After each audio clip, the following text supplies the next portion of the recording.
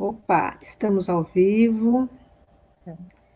Boa noite, todos os seguidores aqui da página Rosina de Jesus e também do Negrelindo. Boa noite a todos. Boa noite, Rosina. Vamos para mais uma entrevista hoje. Boa noite.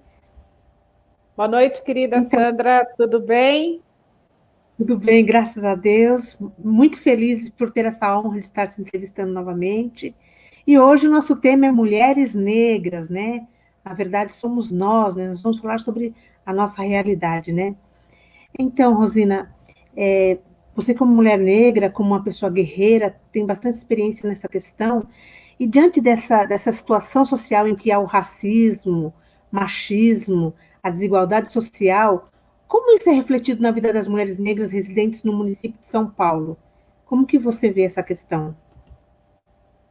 Bom, em primeiro lugar, boa noite a todos e todas que estão nos seguindo aí pela rede Rosina de Jesus 2020, pelos demais canais, né, das redes sociais.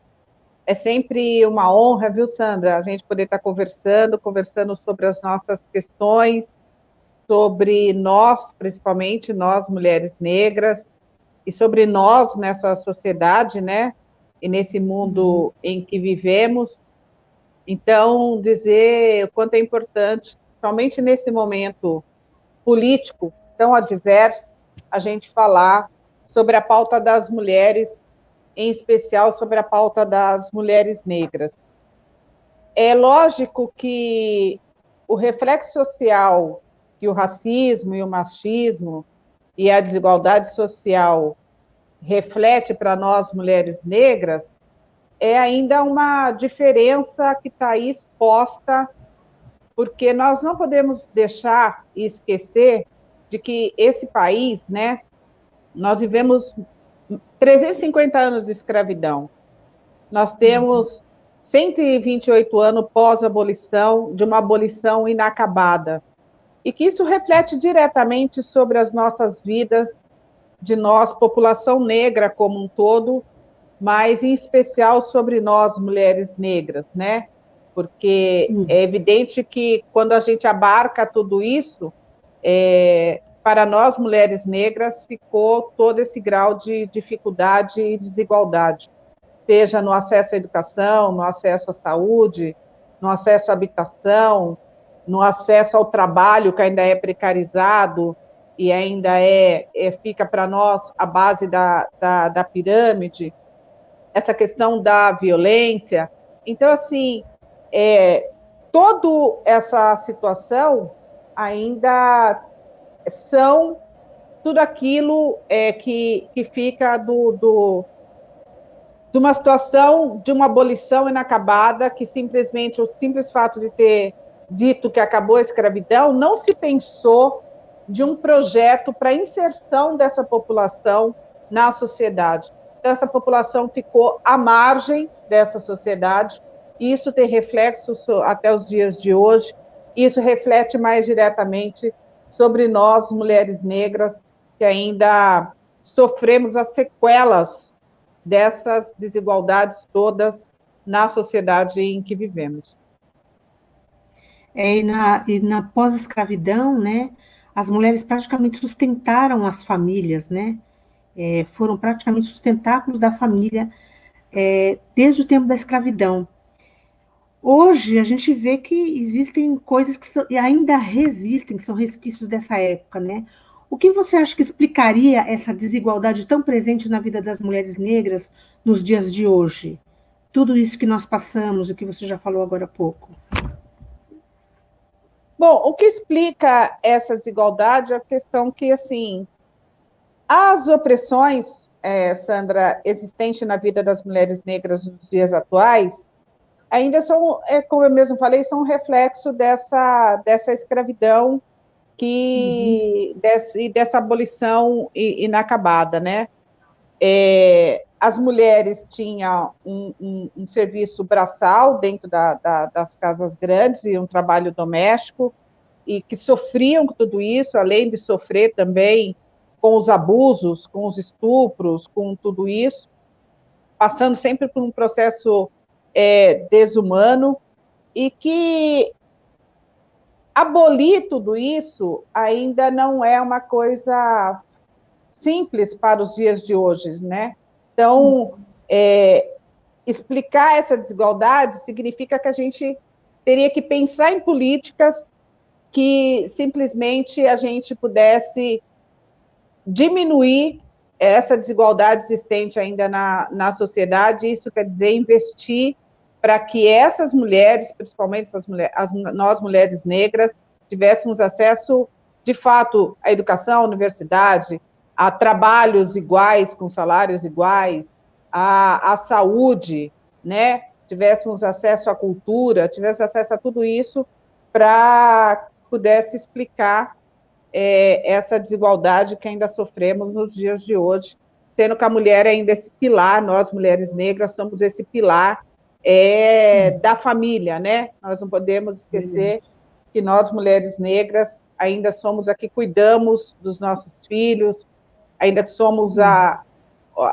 sustentamos as nossas famílias, e que isso ainda é originário daquilo que tem o reflexo da escravidão, e que isso ainda acho que tem que levar muito tempo para poder a gente ter políticas que venham um dia a diminuir essa desigualdade. É o que também chamam de racismo estrutural, né? Como se estivesse na estrutura da sociedade toda essa desigualdade, né? Não, e é Hoje, mesmo, sim. né? As pessoas acabam naturalizando essas desigualdades como se fosse normal, né? Esse sofrimento da mulher, como se a mulher tivesse que aguentar tudo isso, né? Quanto ao emprego, qual é o papel desempenhado pelas mulheres negras no mercado de trabalho, na sua visão? Sandra, a gente vive ainda o seguinte, a nossa população negra, mas nós estamos falando especificamente aqui das nossas mulheres negras, elas ainda estão, na sua maioria, nos trabalhos domésticos, né? Mesmo os homens ainda estão muitos no trabalho doméstico. Então, a gente está falando justamente dessa estrutura, né? E ainda o que delegam para nós é esse trabalho doméstico. Não é à toa que ainda a maioria das nossas mulheres negras são trabalhadoras domésticas. E, portanto, ainda um trabalho precarizado, um trabalho com salário baixo, um trabalho que acaba explorando ainda essa mulher.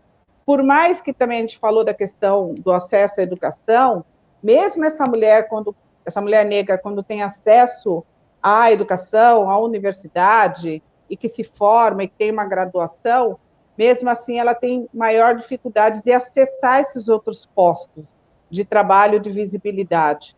Né? Portanto, essa é uma estrutura que está aí colocada, onde o que está reservado para nós ainda é esse trabalho que mais voltado à questão doméstica, que está colocado na sociedade.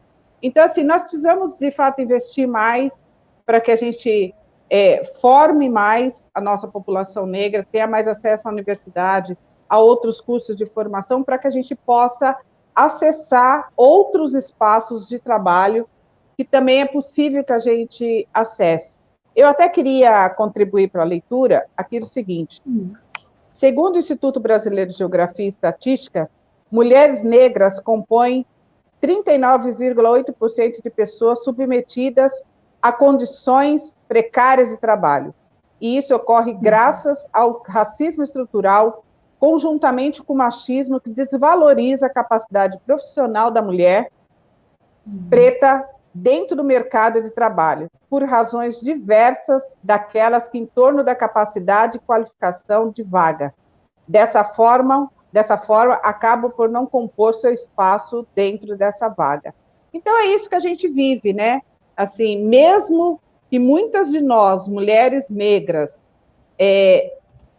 alcancemos estar na universidade, tem uma qualificação, tem uma formação, ainda para nós disputar essa vaga, que não seja aquilo que está pré-determinado para nós, ainda é muito difícil, né? Ainda é algo que a gente tem que batalhar mais, porque racismo estrutural ainda está colocado na sociedade, eles determinam qual é o nosso lugar, e o nosso lugar eles ainda acham que tem que ser o trabalho doméstico, que tem que ser colocado para os negros e negras, mas aqui no caso, mais em especial para nós mulheres negras. Tanto que existe ainda a questão de trabalhar, fazer a mesma coisa, né? E ganhar menos, né? Às vezes a mulher negra ganha menos que a mulher branca, que ganha menos que o homem branco, que ganha. Então a gente fica sendo ao quarto nível de ganho, né? Como se fosse uma escala em que um vai diminuindo o outro, né? E Essa, o na IBGE. verdade, é uma luta, né, Sandra, que assim, homens e mulheres, quando do exercício do mesmo trabalho, da mesma função, têm salários iguais. E é evidente que, no caso, quando a gente fala da questão racial, que também seja isso, a gente também rompa com essa desigualdade, né? Porque é esse dado que você deu, né?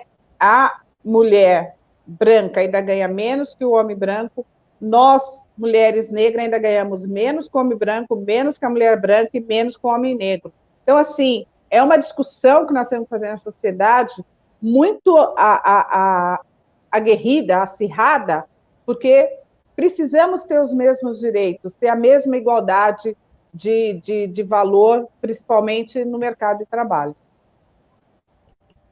E mesmo assim, segundo o IBGE, 10,4% das mulheres negras completam o ensino superior. É, porque, assim, completam, então, assim, até mais do que os homens negros, né? Como que você vê essa questão? Por quê? A Como mulher, você vê ela sempre de uma... A mulher sempre, de alguma forma, ela está procurando os novos desafios, né? Eu tiro por mim, por exemplo. A minha família, na sua maioria, tanto as mulheres principalmente, elas foram mulheres que tiveram pouco acesso à educação. A minha mãe é uma pessoa que não teve acesso nenhum à educação, portanto não sabe ler nem escrever. As minhas irmãs, que são mais velhas do que eu, o máximo que elas têm é o ensino fundamental, né? Então, assim, sabe o básico ali, que é ler e escrever. Eu consegui ter um passinho um pouco à frente, cheguei até o ensino médio, e depois de muitos anos tive condições de entrar na universidade. Então, as mulheres, de alguma forma, elas estão sempre procurando se aprimorar, procurando um lugar, né, ao sol. Por isso que ela procura estudar, se qualificar e tudo mais. Justamente para que a gente consiga ter um espaço, né, ter um acesso maior e melhor também no mercado de trabalho e em outros lugares, né? E também querer melhorar a sua vida, dar um outro passo à frente para além disso. Então, assim, as mulheres sempre fazem isso, mesmo que ela tenha tripla jornada de trabalho, que ela tenha que cuidar dos filhos, que ela tenha que fazer estar em 2, 3 empregos, ela sempre dá um jeito de estar estudando. Eu acho muito bacana quando a gente vê, quando eu fui numa entidade como ontem, e que tem o EJA, né? Escolas de jovens e adultos, que tem o MOVA, que está ali para recuperar, né, dar oportunidade para aquelas pessoas que não puderam, quando jovens, ter acesso à educação.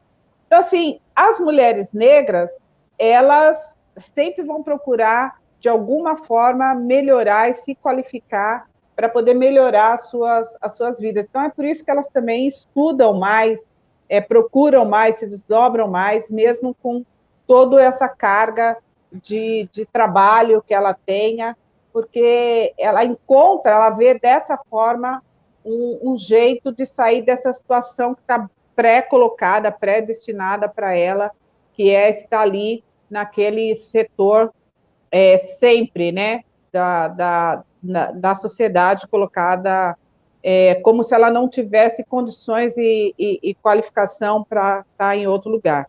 Então, é por isso que nós estamos aí sempre tentando também, querendo que os homens também estudem mais, mas as mulheres estão sempre procurando estudar mais, é por isso que elas completam mais o ensino superior.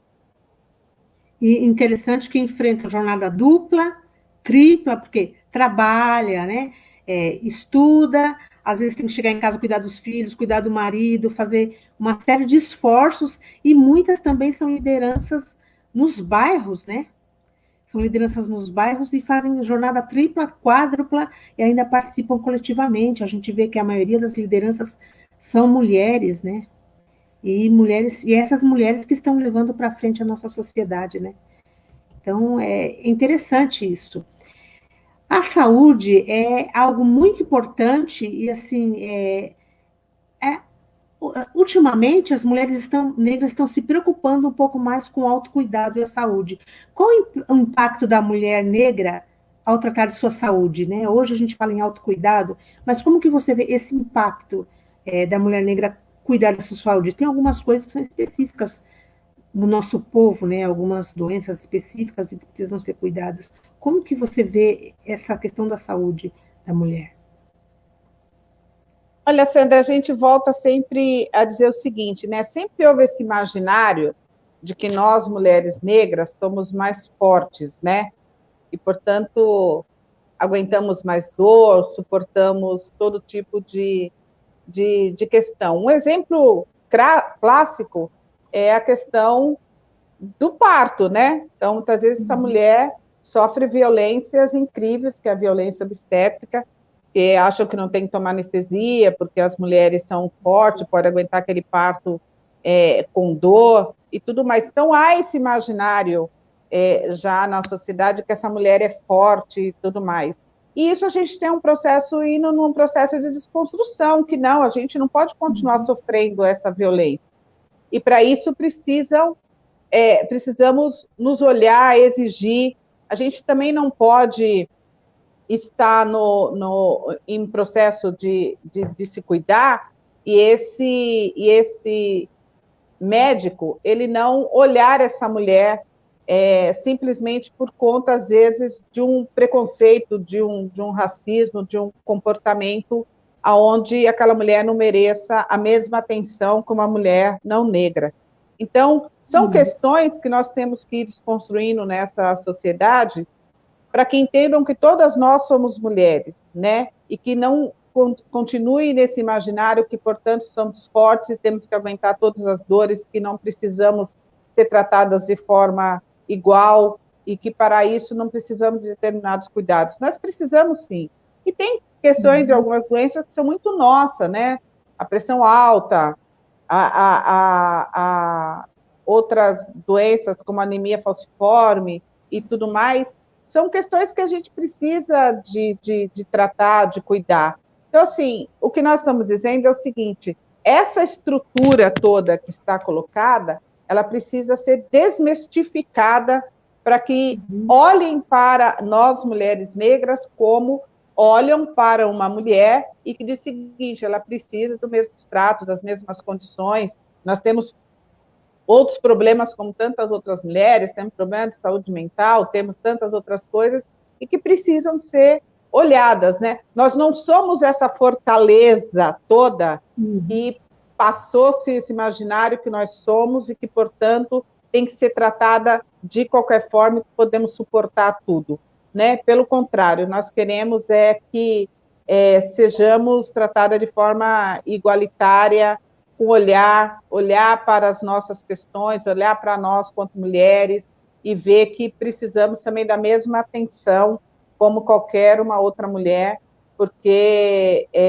se faz necessário e respeitoso para com nós, mulheres negras. A gente precisa ser tratado com dignidade, né? Anteriormente tinha as questões dos conselhos de saúde, porque os médicos não olhavam na cara da gente, né? Nós íamos nos postos de saúde, eles não olhavam, não tocavam, e não, às vezes nem pediam exames e falavam qualquer coisa, né? E assim, os conselhos de saúde serviram muito para que as mulheres também fossem mais olhadas, né? E agora nós não sei se ainda como é que está essa questão de saúde, do Conselho de Saúde, porque é importante a gente ter no poder público ter esse amparo do município para que os médicos não tratem a gente de forma indigna, né? Não digo só os médicos, mas toda essa questão que vem da época colonial, né? Parece escravocrata, né? Desde a época, essa mentalidade de nos tratar de forma diferente, como se nós não fôssemos humanos, né? Isso é muito, muito complicado, né? Você chegar num médico ou num atendimento, ele simplesmente vê que você é negro, não olhar na sua cara. Ou dizer, você está gorda, como aconteceu com no anterior, o médico falou que a mulher tinha que tomar cadialina. Uma total falta de respeito, falando que era um cadeado na boca. Então, isso é falta, é tratar a gente de forma indigna, né? E assim, como criar, então, políticas de combate ao racismo na saúde, pensando nas mulheres negras, que são as que mais sofrem violência obstétrica e morrem durante o parto? Que é o que você falou, né? Essa violência no parto, que as pessoas acabam achando que a gente não precisa tomar anestesia. Que tipo de políticas públicas podem ser criadas nesse sentido? Primeiro que assim, né, Sandra, assim, todas as políticas de saúde, ela precisa ser olhada como um todo, né? Quando nós falamos da saúde pública, acho que a gente sempre tem que continuar discutindo que, independente da condição social ou racial dessa mulher, esse profissional ele tem que cumprir a sua função, o seu papel, que é de médico, e dar atenção a isso.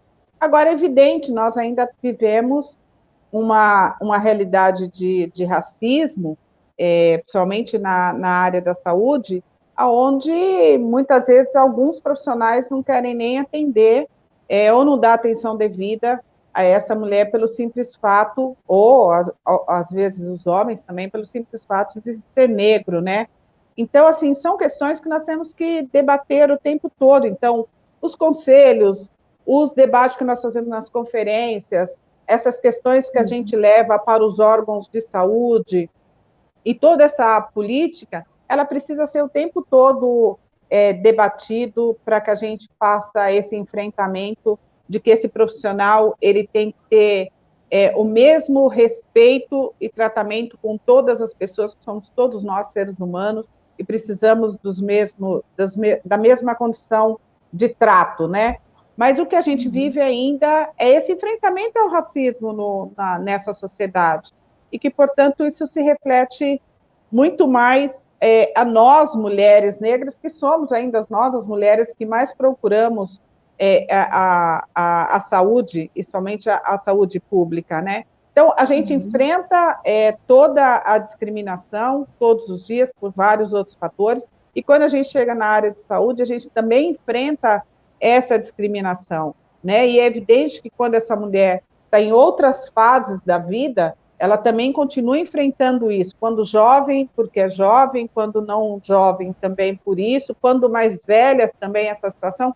Então, o que nós estamos falando é de um racismo que está aí estruturado, colocado, e que essas violências também na área de saúde, essa mulher ao não ser atendida, ao não ser olhada, sofrer essa discriminação, isso também é uma violência. Então, acho que a gente tem que continuar denunciando, tem que continuar falando, tem que continuar exigindo que sejamos respeitadas e que olhem para nós como uma cidadã que precisa ter ter esse profissional o mesmo respeito que tem com qualquer outra pessoa que ali está, porque é um direito nosso do serviço de saúde, do serviço público de saúde. Então, nós temos que continuar combatendo essa questão do racismo na saúde de todas as formas, em todos os ângulos, porque só desse jeito é que nós vamos fazer com que esses profissionais entendam que ele tem o seu papel quanto profissional, e nós, quanto cidadão, quanto população negra, temos também o direito de ser atendidos e respeitados dentro daquele espaço de saúde que ali está, e sem ter que estar sofrendo essas violências, porque o racismo é uma das maiores violências que pode existir em uma sociedade como a nossa. Principalmente na área da saúde, né? E assim, seria interessante, então, como política pública, a preparação constante dos trabalhadores para lidar com essas diversidades, com as diferenças, porque também muitos dos trabalhadores da saúde são negros, né? Para que não repitam o protótipo branco, né, de menosprezar, de maltratar, não repitam, né, e que tem essa formação constante, né, eu acho que seria bem interessante, seria uma política pública bem interessante para que fosse feita eternamente, porque nós vamos precisar discutir isso sempre, né?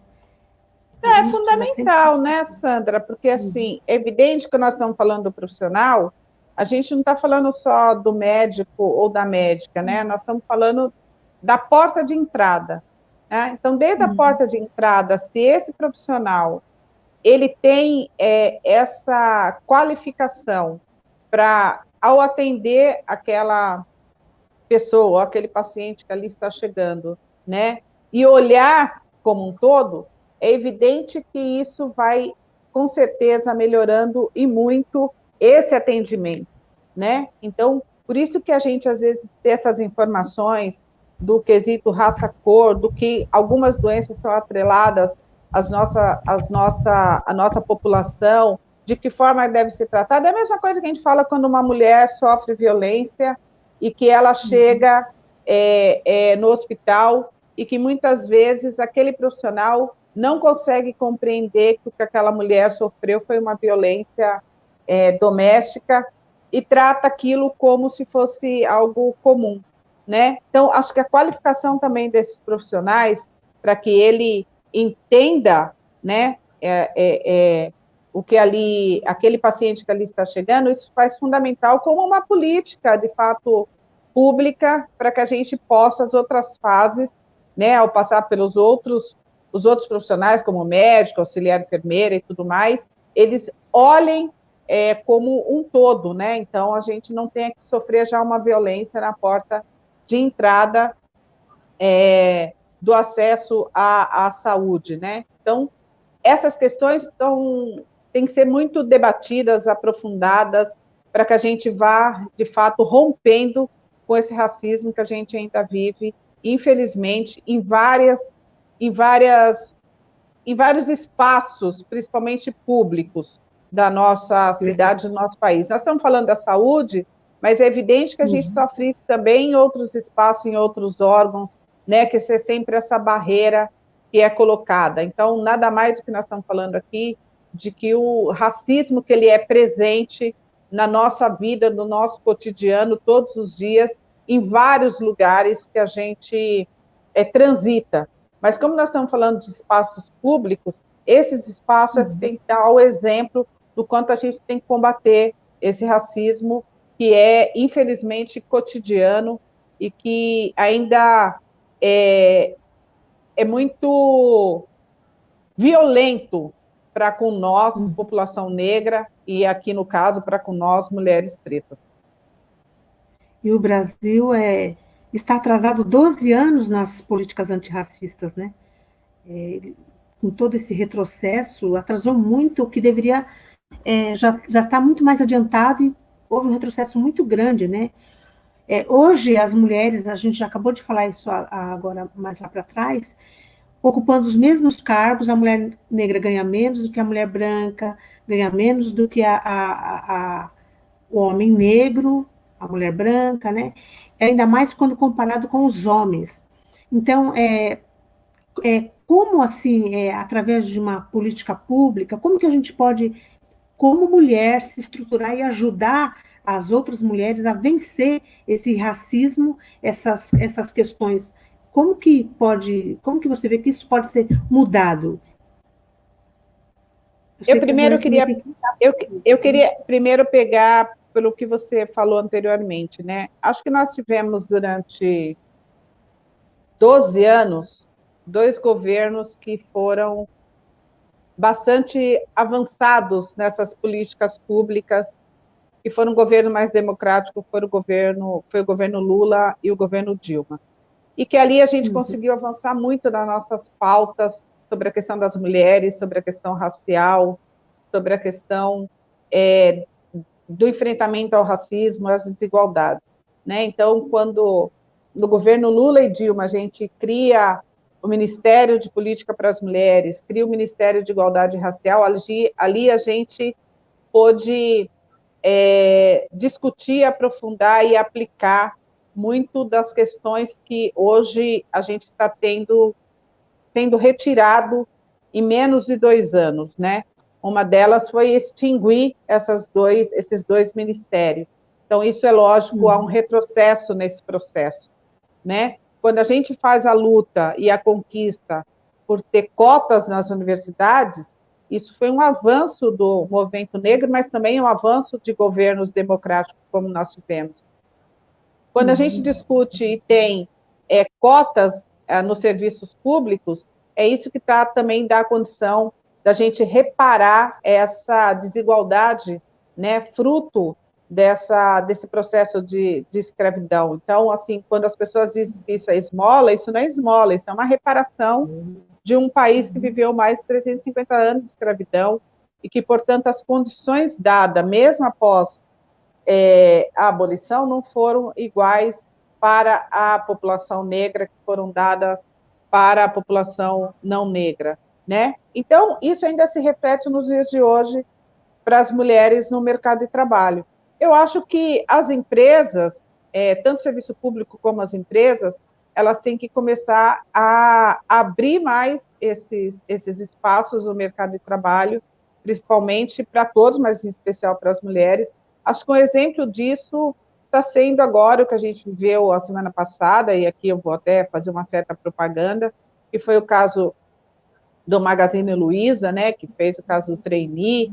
Então, isso mostra o quanto é possível ter políticas para inserção, né, para inserir essas mulheres negras em postos de trabalho qualificados e que a gente pode, sim, ter esses espaços. Então, acho que o que falta, às vezes, na verdade, é falta de vontade de olhar essa sociedade como um todo, que somos nós, mais de 54% dessa população, entre homens e mulheres, mas que as mulheres realmente estão mais ativas no mercado de trabalho, as mulheres negras estão mais ativas no mercado de trabalho, elas não querem ficar só mais no trabalho doméstico, ela quer ocupar outros espaços de inserção, de visibilidade, né? Por conta até disso mesmo, porque são as que mais estudam, né? São as que mais estão batalhando para ir para as universidades.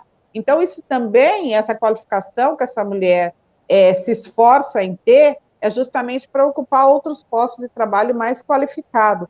Então, acho que o que a gente precisa é que essas políticas, de fato, sejam aplicadas, tanto o setor privado olhe para tudo isso, como o setor público também, né? Então, acho que é um conjunto de fatores, de políticas que precisam ser pensadas para que essa população como um todo, mas aqui em especial a nós, mulheres negras, tenhamos destaques e espaços no mercado de trabalho de visibilidade e qualificação.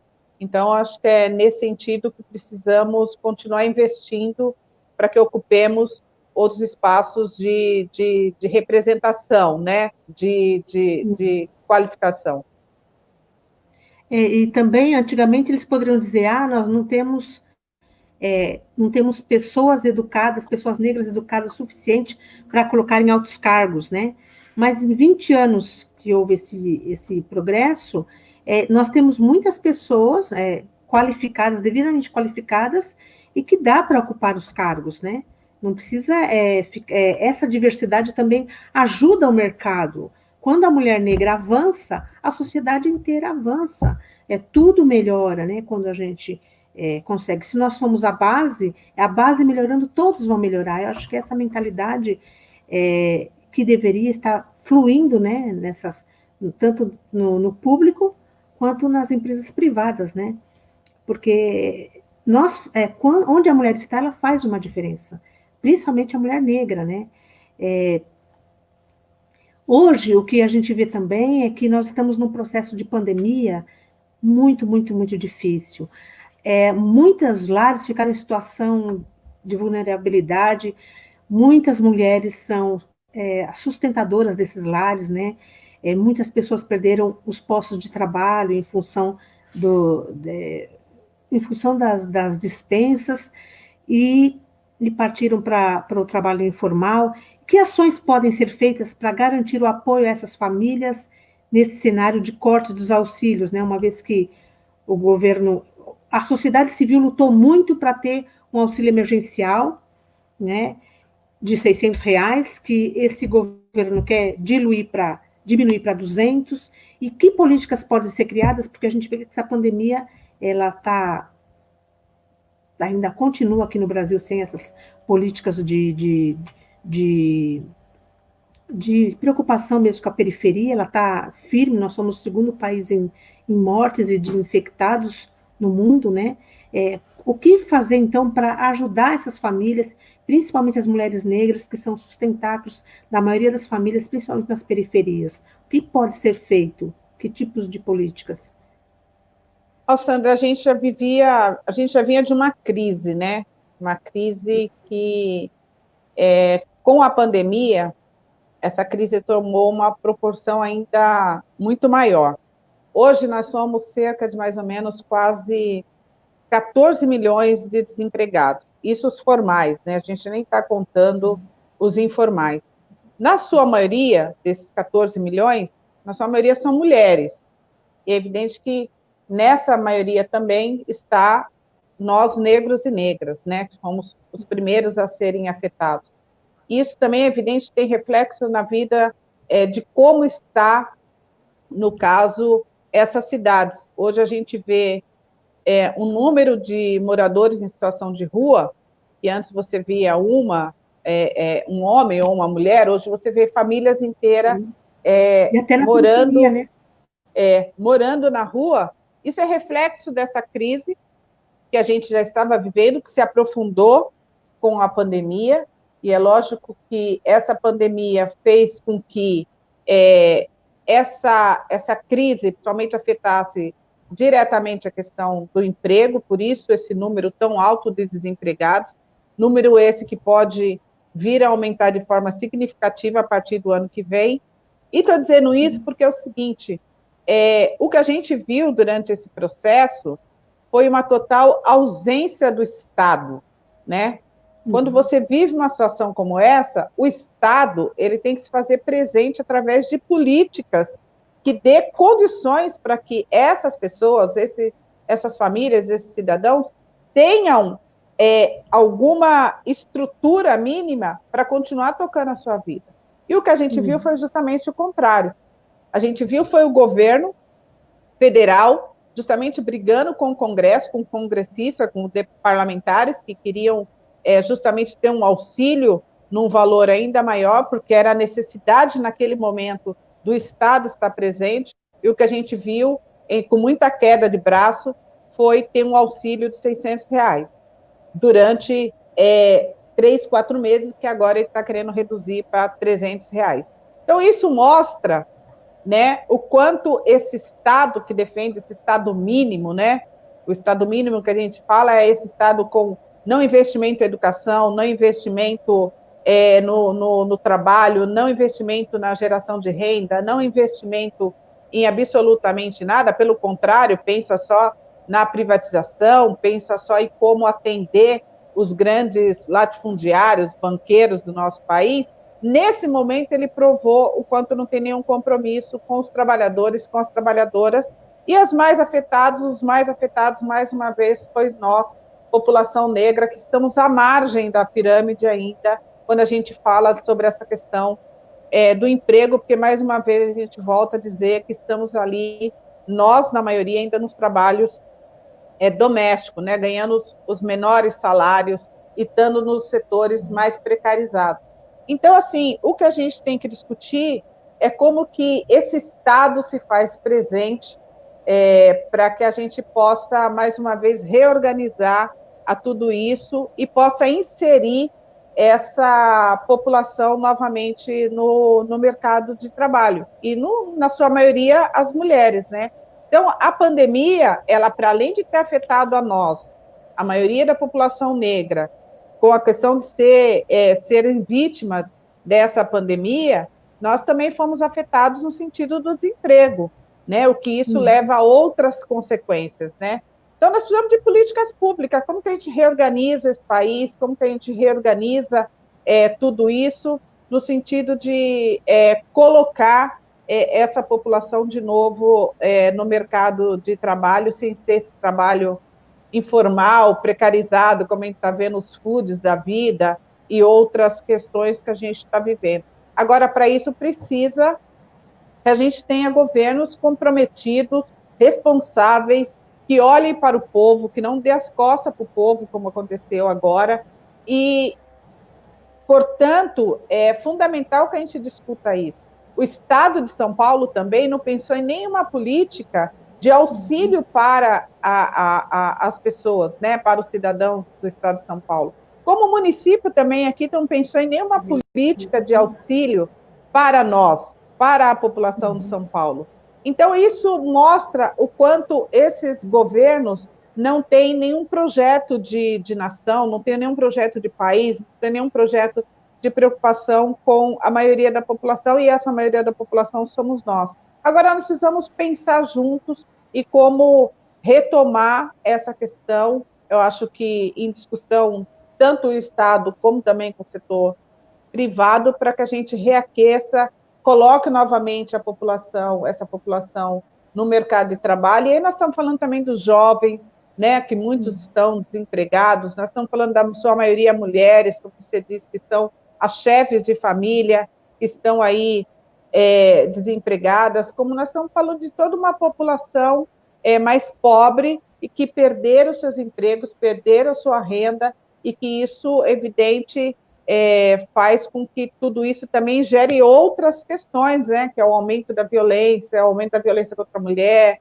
o aumento de outras violências, porque é evidente que quando você tem uma população que está empregada, que tem um planejamento, que possa pensar, ter expectativa, ter esperança, olhar, se planejar para uma questão da médio e longo prazo, é evidente que outras questões que estão inseridas na sociedade também, ela tende-se a diminuir, né? Então, acho que nós temos que continuar dizendo o seguinte: a gente não pode continuar defendendo esse Estado mínimo que está sendo colocado por esses governos, né? A presença do Estado, um Estado forte, que pense, que tenha responsabilidade com o seu povo, se faz extremamente necessário nesse momento, né? E o que nós estamos vivendo é muito pelo contrário, nós estamos vivendo uma retirada de direitos, um retrocesso, tudo isso que tem reflexo diretamente sobre todos aqueles que estão desempregados e que estão vivendo sobre tudo isso, mas se nós somos a maioria dessa população, essa questão atinge muito mais e de forma muito mais aguda a nós, população negra, e a nós, mulheres negras. Então, quanto a emprego, né, está se incentivando muito o afroempreendedorismo. Essa palavra agora está muito forte, agora o afroempreendedorismo, colocando as mulheres negras, tem várias entidades criando programas para as mulheres negras, Mulheres com Propósito, Reafro, Enafro, criando uma série de formações para as pessoas adentrarem o mercado de trabalho informal, primeiro o informal e depois sendo afroempreendedor, né? Que é uma designação que foi dada há menos de 20 anos, né? E levando em conta que sempre nós, os negros, fomos empreendedores, né? Depois da escravidão, a mulher negra não podia fazer nada, então vendia bolo, vendia quitutes, vendia uma série de coisas, os homens faziam capoeira, haviam danças, né?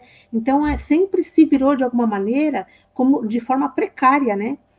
E agora o que está se falando muito e apostando, as entidades também estão apostando no empreendedorismo como forma de driblar o desemprego e o emprego informal. Então, como contribuir para que as próprias mulheres, para que o nosso povo, as mulheres negras, tenham o seu negócio em termos de profissionalmente? E como manter esse negócio, né, diante da pandemia? Lembrando também que, assim, durante a pandemia, muitas mulheres pegaram as máscaras, se juntaram várias mulheres para fazer máscara, para poder ter o seu dinheirinho, né? Às vezes, mesmo sem registro, sem nada, juntaram várias mulheres fazendo isso. Como que pode ajudar as mulheres que são empreendedoras, que têm essa vontade de trabalhar e se virar, como ajudar, políticas públicas mesmo, para ajudar para que elas não precisa ficar sempre, vou esperar um emprego, ficar em casa se for rejeitada pelo mercado de trabalho. Como você mesmo disse, a gente sempre foi empreendedor, né? A gente sempre deu um jeito, né? As mulheres ou costurava, ou faziam um quitute, ou faziam um bolo. Os homens sempre deram um jeito de empreender de alguma forma, né? Então, isso é muito da nossa natureza, né? Quanto brasileiro e também quanto população negra, voltando à nossa história, que não tivemos, né? Fomos colocados à margem dessa sociedade pós-abolição, sem ter nenhum planejamento de como toda essa população ia ser inserida para ter acesso à escola, à educação. De comprar terra, de ter terra, de ter direito à terra, né? De ter direito à terra, né? Então, assim, tudo isso é os reflexos que a gente vive ainda os dias de hoje.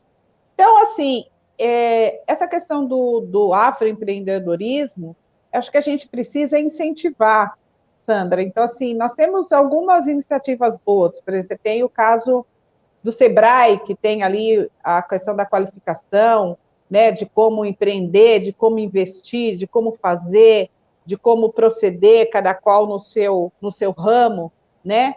E, portanto, o que a gente vê são diversas as formas, os segmentos que acabam se empreendendo, né? Desde da roupa ou de um adorno na cabeça, de um brinco, de um colar, de alguma coisa assim, e que as pessoas vão empreendendo de alguma forma.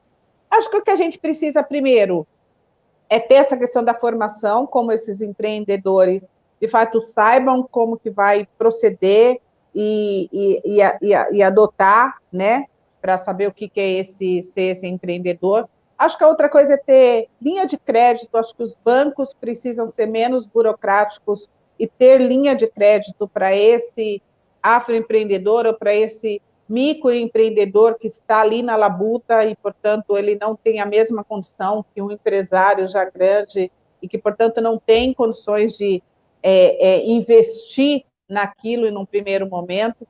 Então, nós precisamos pensar nessa linha de crédito para esse afroempreendedor. E acho que a outra coisa também que a gente precisa pensar, nós, no caso, quanto negro, como que a gente consome nós de nós, né? Como que um produz uma coisa, que o outro produz outra, e que a gente também consuma entre nós esses produtos para que um fortaleça o trabalho do outro, né? Então, acho que a gente também precisa ter essa cultura que é muito fruto dos orientais, que fazem muito bem isso, né? De outras populações que fazem muito bem isso. Então, acho que a gente está aprendendo a fazer isso, acho que a gente está aprendendo a consumir mais o que é do nosso povo, que é bastante criativo. A gente que vive aí nas festas ou em alguns lugares, a gente vê as nossas mulheres, ou mesmo os nossos homens, fazerem coisas maravilhosas, né? Seja na vestimenta, seja mesmo na bijuteria, seja nas bolsas, seja em outras coisas. É bem interessante com a nossa capacidade de criação. Agora, para isso, a gente precisa ter investimento, para isso a gente precisa ter qualificação, para isso a gente precisa ter orientação, como que isso se coloca dentro do mercado, e para isso a gente precisa que a gente tenha incentivos. Então, acho que as políticas nessa, principalmente a linha de crédito, para que a gente possa começar, ter começo, meio, não fim, né? Mas tenha começo e meio e tenha prosseguimento a isso. A gente vê pequenos salões de cabeleireira, que a gente vê muita trançadeira, que é algo que a gente fala pouco, mas nós temos muitas mulheres aí que trançam cabelos, e que isso são afroempreendedoras, e que ali fomentam aquele mercado local, aquele comércio local, e que empregam, né, e que ensinam outras, e que muitas vezes são ali,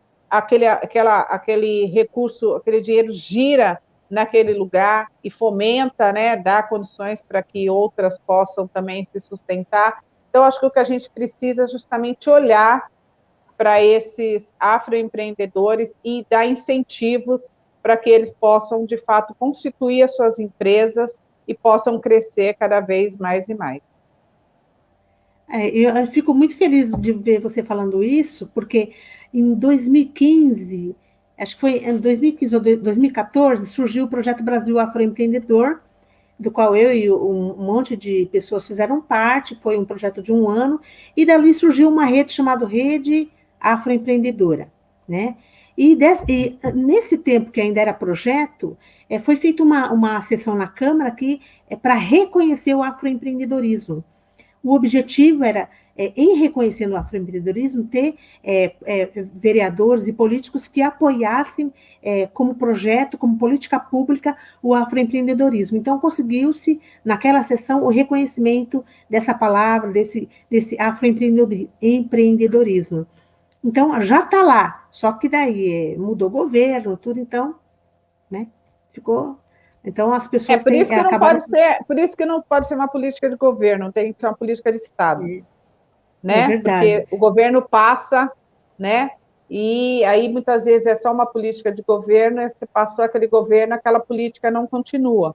Em geral, o que a gente vive muito no país é que outros governos, quando assumem, em geral, não dar sequência, prosseguimento àquelas políticas que estão dando tão certo, né? Por isso tem que ser uma política de Estado. Então, acho que no caso do afroempreendedorismo, essa é uma política de Estado, de diálogo, para que, de fato, haja um investimento desse Estado, ou mesmo do setor privado, principalmente na linha de crédito, para que fomente e fortaleça cada vez mais e mais esses afroempreendedores, e que tem feito coisas maravilhosas cidade afora, né?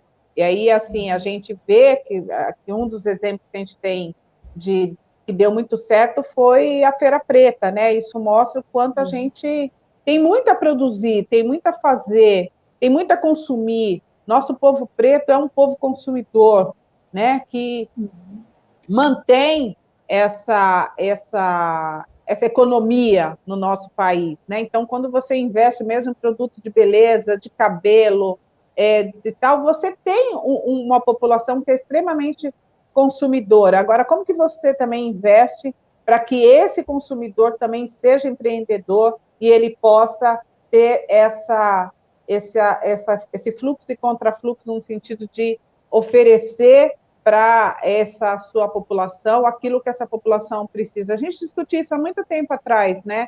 Nós somos de uma geração, por exemplo, que a gente não tinha nem produto de cabelo, nem de maquiagem, nem nada voltada para nós, né? Então, foi muito fruto desses empreendedores que foram estudando, que foram pesquisando e foram vendo que, assim, era possível fazer uma maquiagem adequada para nosso tom de pele, era possível fazer um produto adequado para os nossos cabelos, crespos e bonitos como eles são, e que somos consumidores. Agora, o que precisa é que haja investimento para que esses empreendedores possam continuar cada vez mais e mais tendo condições de colocar as suas ideias e os seus produtos no mercado.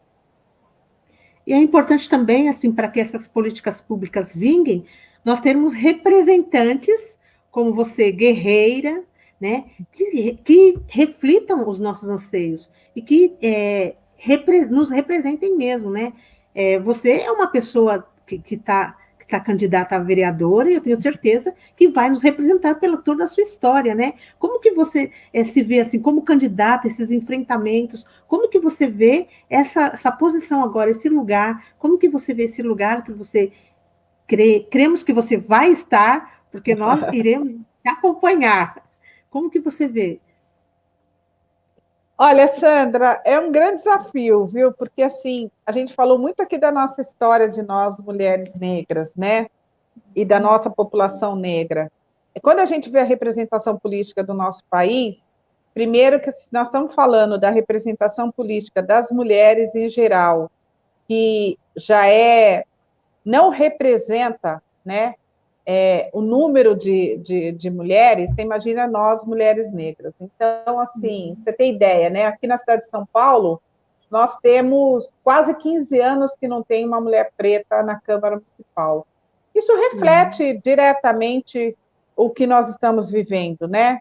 Como nós podemos ser a maioria da população e a minoria na representação? Como nós podemos ser a maioria das mulheres negras e ainda ser tão invisíveis na representação política? Então, assim, alguma coisa aí nós vamos discutir, aprofundar de verdade.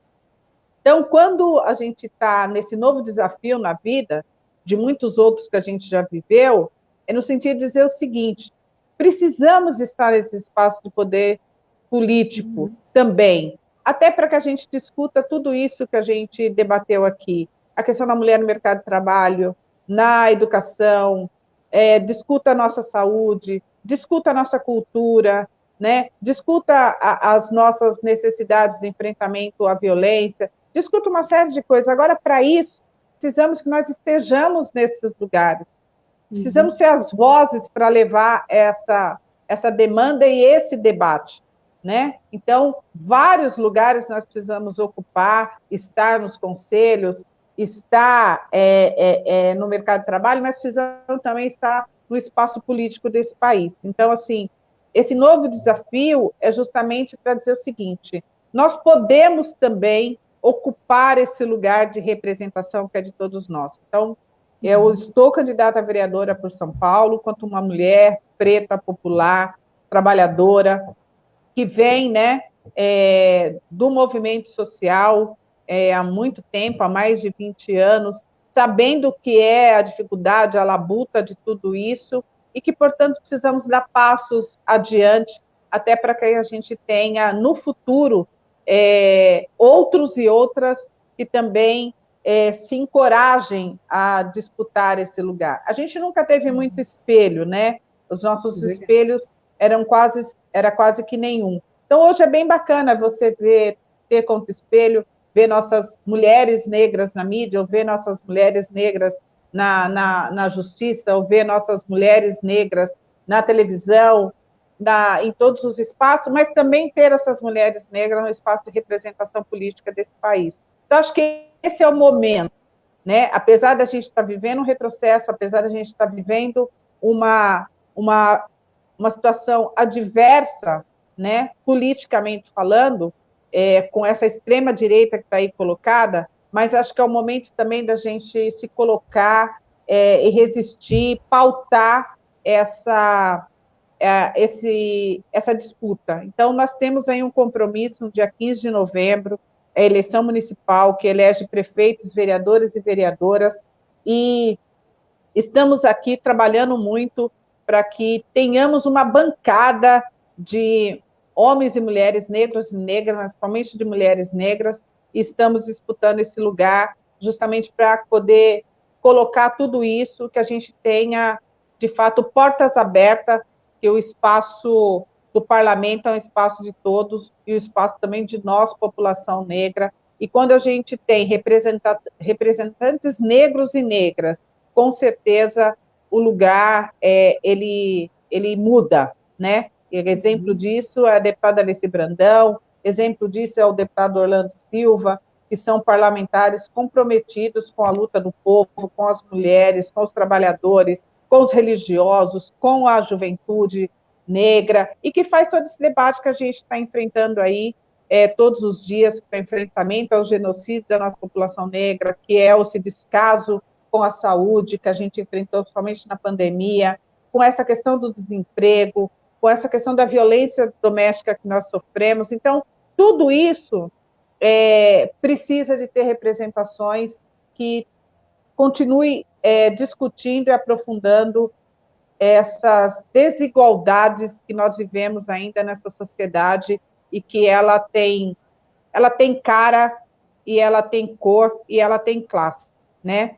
Na maioria somos nós mulheres, somos nós população negra e somos nós pobres nessa sociedade que ainda enfrentamos todas essas desigualdades e que ela se aprofunda cada dia com governos cada vez mais reacionários que nós vivemos e temos.